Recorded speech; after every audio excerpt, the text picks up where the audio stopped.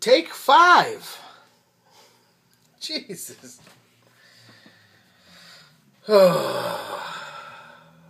Life is a bitch. Let me tell you, when you try to make a video and it's like your phone starts ringing or somebody starts calling, oh my God. I don't know what it is, man. Your phone could not ring all day. And as soon as you are halfway done, everybody starts calling.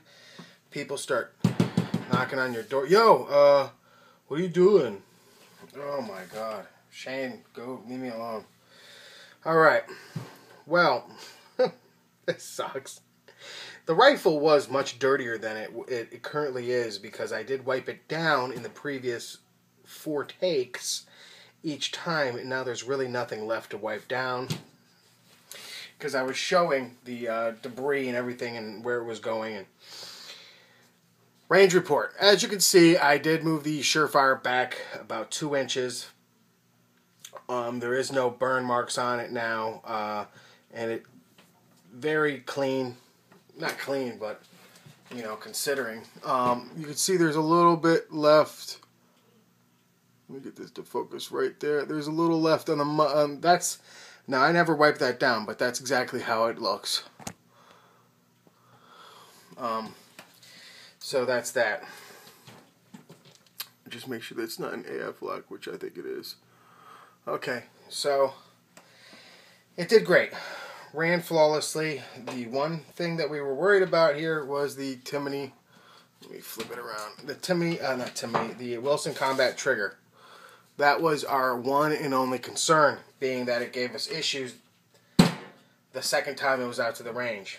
Now, this time it ran great. The first time it ran great. It ran great all day the second time until the last 2 magazines. The second to last magazine, my cousin was firing it, and he out of nowhere said, hey, I have to tap the trigger for it to reset. So then I took a look at it, and about 50-50, 5 out of 10 shots, I had to push it forward. Now, by my own mistake, I never checked to see if this lever was possibly accidentally in the wrong, in the wrong spot or something like that. I never did check that. See if it got,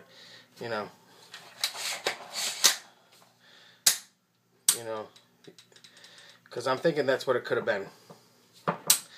But it ran perfectly, ran flawlessly. I did change the Myad grip out. I put the slimmer grip on it just so it helps with reaching the controls a little bit better.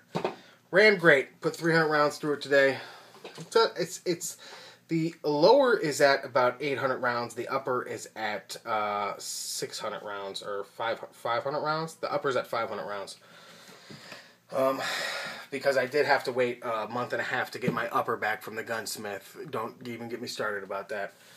Okay, next firearm that we had reach a milestone today, and this is on purpose. It reached this milestone. This SIG 226R Combat 9mm has hit its 1000th round without the internals being cleaned. That puts it at about 3,500 rounds since I got, I'm sorry, more than that. I put 3,500 rounds through it the first 6 months I had it.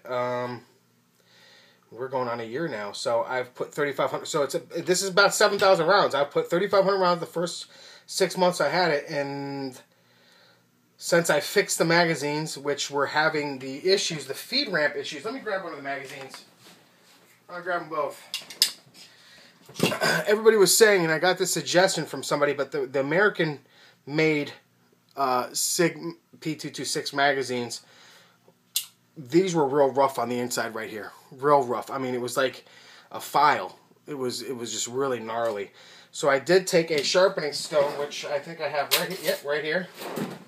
This is like a little tiny sharpening stone. I don't know where I got this from, but it's real tiny. And I was able to get in here. I took the magazines apart, and I was able to basically just go like that. Just clean them up. And it's been 3,500 rounds that I haven't had any major issues with the magazines. Now, that being said, there is the occasional failure to feed. You're looking at 7,000 rounds now. The first 1,000 rounds of this thing were shit. It couldn't go through a magazine without jamming up 2 or 3 times. And then I had some new shooters shoot it one time at the lake house, and they were all limp wristing it, and it was failure defeating that. So it never did it. I couldn't get it to do it for me, but when they would shoot it, it would do it. So I knew it was limp wristing with them. But it's gone now 1,000 rounds. Now I said, let me put it through a good thrashing. Not thrashing so much, but it's gone basically. And I'm going to show you the ammo I've been using because I'm really impressed with it, because I stuck with one type of ammo for the 1,000 rounds. And you can see this is, I mean, that's really, yeah, that's caked on there. I got to get in there and clean that. But it did the 1,000 rounds now without any hiccups, except for one the other day when my cousin was shooting it. New shooter, so I'll put that out there right now. And that was a failure to feed, but he was limp wristing it from what I can tell. But I've been using the American Eagle 9mm by Federal Ammunition, and it really is. It's not for 1,000 rounds. I've wiped the exterior off. There's no way I'm gonna not wipe the exterior off, but the interior, which because this is retake number 5, I've already wiped it down pretty good on the inside with a paper towel, so I'm not gonna really be able to get that much more out of here. Well, yeah, you could see. It was really just to see, hey, let me see, this barrel's wearing pretty good. Let me see what I could get out of it. I wanted to see if I could get 1,000 rounds through it without cleaning it, and it did it, no problem, with one hiccup during that 1,000 round period. So I'm really proud of that. This is the one pistol that is dominant on my channel. I show it the most because it is the pistol that, it's my go-to war. It's not a Glock. I know it's none of the Glocks would be my go-to war. It's this. Right weight. Everything seems to me perfect. Dead on accurate. Dead on accurate. I mean, even friends of mine who are experienced shooters pick this up and they're like, wow, that is a really accurate pistol. And I mean, we're talking, you know, it's nice. You got to be experienced though, because if you're not, you're not going to be impressed with its accuracy. Which is okay. Listen, every Navy SEAL was a first-time shooter at one point, and that's one thing people have to understand. Every Navy SEAL sat there at one point. Every SAS soldier didn't even know how to load a firearm at one point. So we're gonna give this a good cleaning. It deserves it. It hit its milestone. 1,000 rounds, no internal cleaning, and one hiccup. That to me is great. And I stuck with the same ammo for the reason being I didn't want to put ammos in it and have it have an issue with one certain type of ammo. And it just so happens by circumstance that it turned out to be this ammo that I used, because this is what they had available when I bought the first box, and I said, all right, let me get a 500 rounds, whatever, and then I found that the gun range down the street from the gun store, the gun dealer down the street from my gun club sells that too. So, but now that this did good, I plan on putting this through a lot of. I'm going to be using this. I'm going to be putting this through a lot, because this is not my go-to war gun. If the world were ever go to shit, I have my go-to war sidearm. I have my other AR. That's my go-to war gun. But I do want this to take its place because I know it is a better rifle. But that being said, like I said, it still hasn't proven itself. And that trigger was not a good showing. The second time to the range was not a good showing. So, like I said, another 1,000 rounds. I got to get it filthy, dirty. I can't remember what else I've covered because I've done this video so many times now.